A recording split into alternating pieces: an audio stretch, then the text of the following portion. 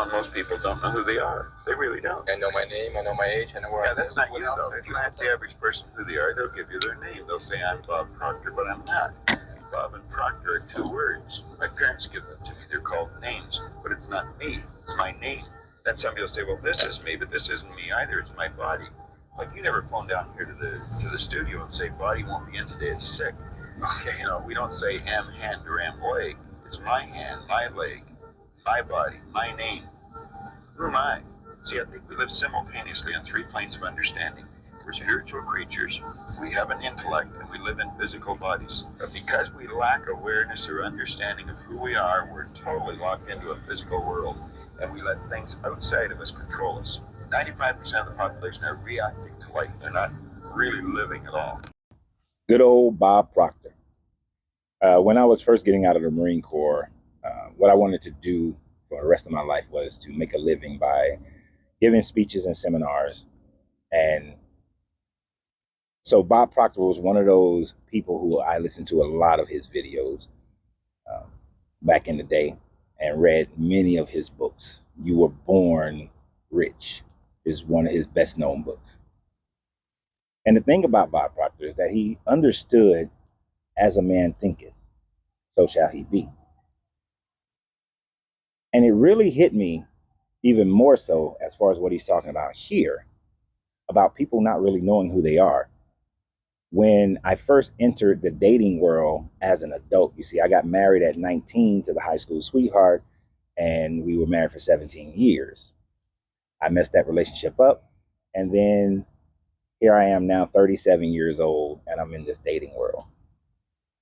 And the perfect example of people not knowing who they are, I found, is when I ask a person, so tell me about yourself. And the woman oftentimes will start telling me about their education, tell me where they live, or their city or where they're from. They would tell me what job that they have, occupation.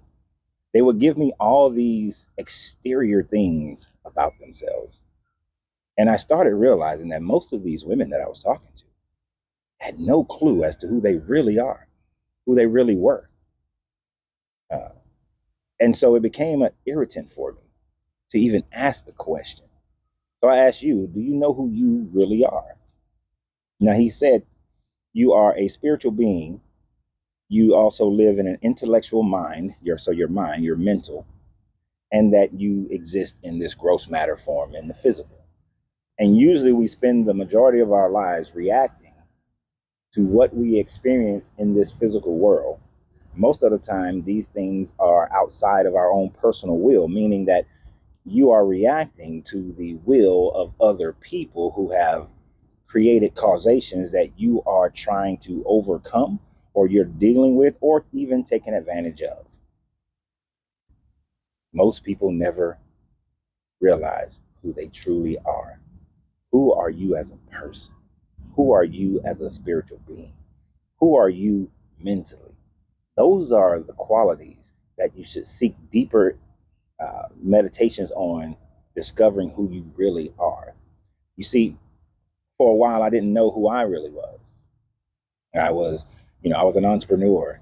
I was a father, a brother, a husband, a son, an uncle and a nephew. And I'm a Marine. All these different exterior things or things that I've accomplished or done in my life. But who am I really? I'm a loving person. I'm a critically thinking person. I am deeply spiritual in connecting with the universe and nature.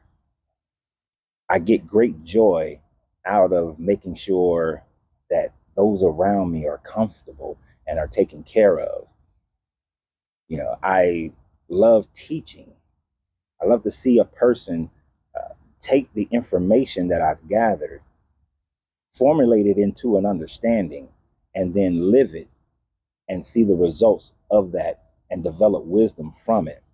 That by providing that, it feeds my spirit, it feeds my mind, and it feeds me now, after 24 years, it feeds me in this physical world as far as obtaining the lifestyle of experiences that I choose that give me more happiness and joy. So I'm asking you guys to take the time to truly discover who you are and then go be that person. Stop being what your parents wanted you to be. Stop being what society tells you to be, what culture tells you to be, what religion tells you to be. Just be you. This is why I end almost every video with you have to free yourself to be yourself, because your greatness is non-negotiable, because it truly is non-negotiable if you have a desire to truly be yourself. Good journey, good vibrations.